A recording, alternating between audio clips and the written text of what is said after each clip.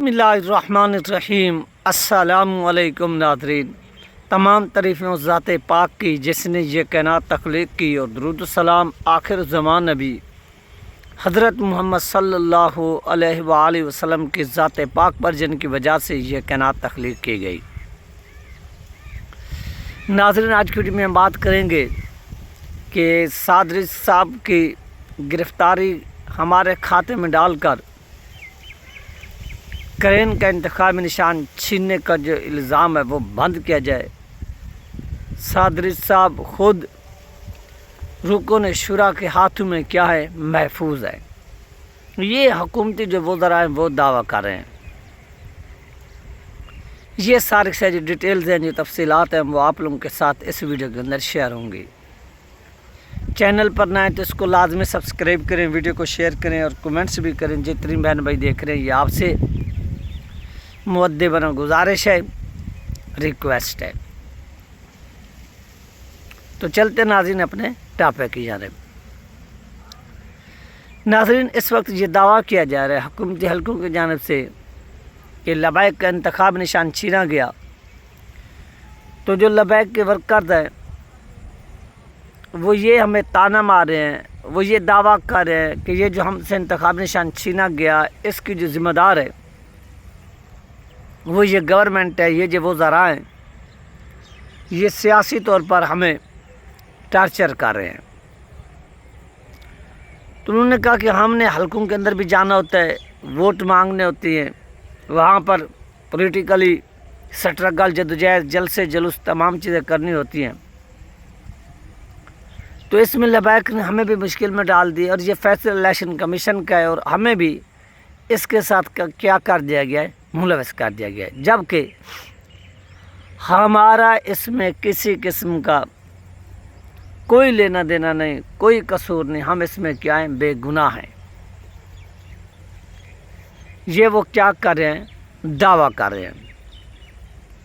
वो ये दावा करते हैं कि सादरी साहब रुकन शुरा के हाथों क्या है, महफूज हैं,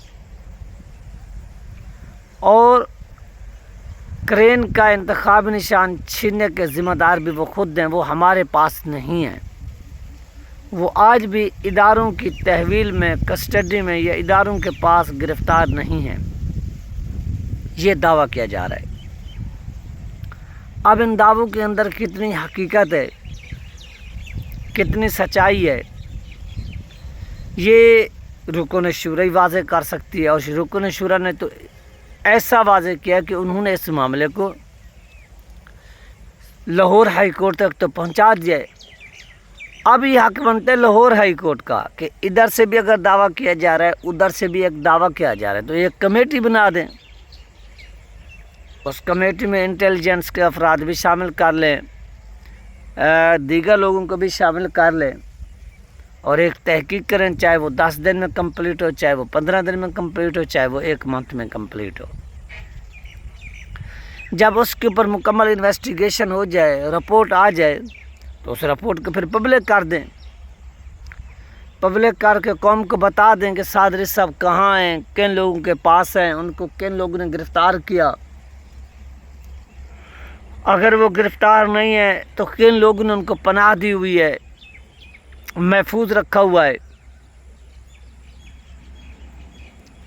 इस सारे के सारे सिनेरियो को हाई कोर्ट जो है, सुप्रीम कोर्ट हो गया या हाई कोर्ट हो गया, वो वाज़े कर सकता है। इसके ऊपर तो हुकूमत खुद जाकर जो एप्लीकेशन दे के सादरी साहब को हमारे खाते में लबैक के लोगों ने डाला हुआ है, वो हमारे पास नहीं है, लिहाजा इसके ऊपर एक कमेटी बनाई जाए, और ये कमेटी इन्वेस्टिगेशन करे कि सादरी साहब कहाँ हैं। अगर इस मामले में गवर्नमेंट क्या है, बेगुनाह है, अगर इस मामले में गवर्नमेंट मुलविस नहीं है, तो ये एक सिंपल सा, एक सादा सा क्या है, तरीका है जिसको मुंतखब करना चाहिए। लेकिन यहाँ पर गवर्नमेंट जो है वो मुंतखब नहीं कर रही। ये है बड़े अफसोस की बात, और ये है अफसोसनाक बात। میں مزید اس کے اوپر کون سے ورڈز، کون سے جو الفاظ ہیں وہ یوز کروں ان کے حوالے سے جو اقتدار میں بیٹھے ہوئے لوگ ہیں کہ بھائی تمام فیسلٹیز آپ کے پاس، تمام ادارے آپ کے پاس، تمام چیزیں آپ کے پاس، تو آپ مکمل طور پر اس کو انویسٹیگیٹ کریں، پھر اس چیز کو جسے بولتے ہیں کہ کھیر کا کھیر پانی کا پانی، وہ چیز کر کے پبلک کے سامنے رکھ دیں کہ بھائی ہمیں ملزم الزام ٹھہرایا جا رہا ہے، یہ ہو رہا ہے، وہ ہو رہا ہے، تو اس چیز کو جو ہے نا وہ آپ ہی غلط یا صحیح ثابت کر سکتے ہیں، جبکہ اپوزیشن کا تو کام ہمیشہ ہی حکومت کے اوپر دباؤ ڈالنا ہے، اور حکومت کا کام ہمیشہ اس میں اپنی بے گناہی ثابت کرنی ہے۔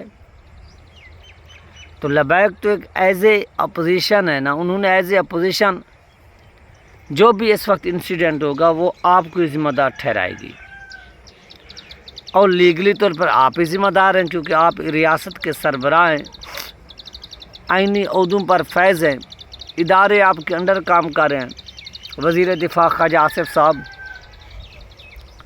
تو آپ اس کے اوپر پھر سٹینڈ لیں، آپ سٹینڈ لے کر پبلک کو بتائیں، لیکن آپ اس معاملے میں کیا کر رہے ہیں؟ کسی قسم کا کوئی سٹینڈ نہیں لے رہے،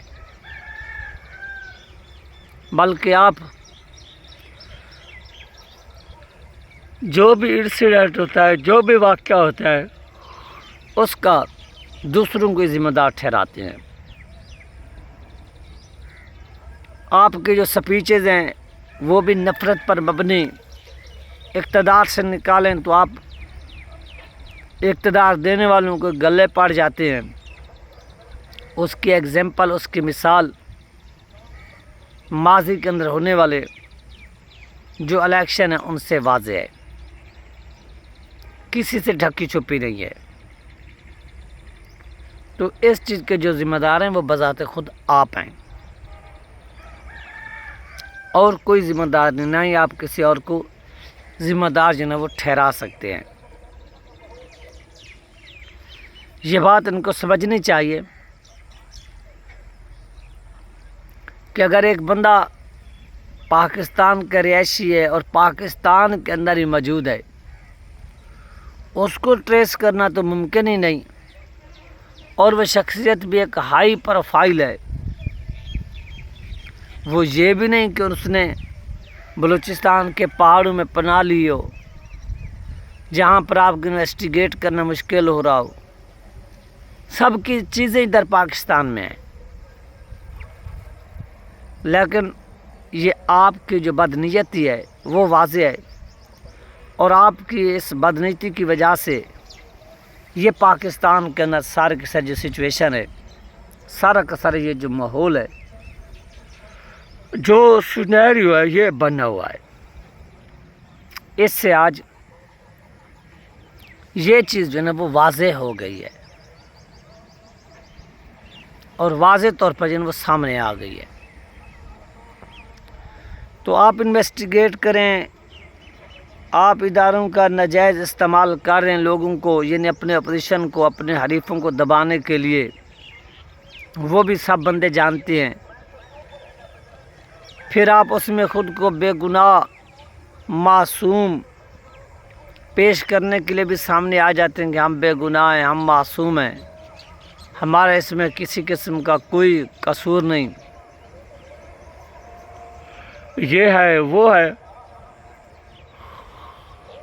تو پھر آپ خود ہی اس کے اوپر جو نا وہ اپنی وضاحت دیں۔ تو یہ سارا کا سارا جو معاملہ ہے وہ بنا ہوا ہے، اور سب کی کیا ہے آنکھوں کے سامنے ہے۔ باقی اس کے اوپر کیا رزلٹ نکلتا ہے،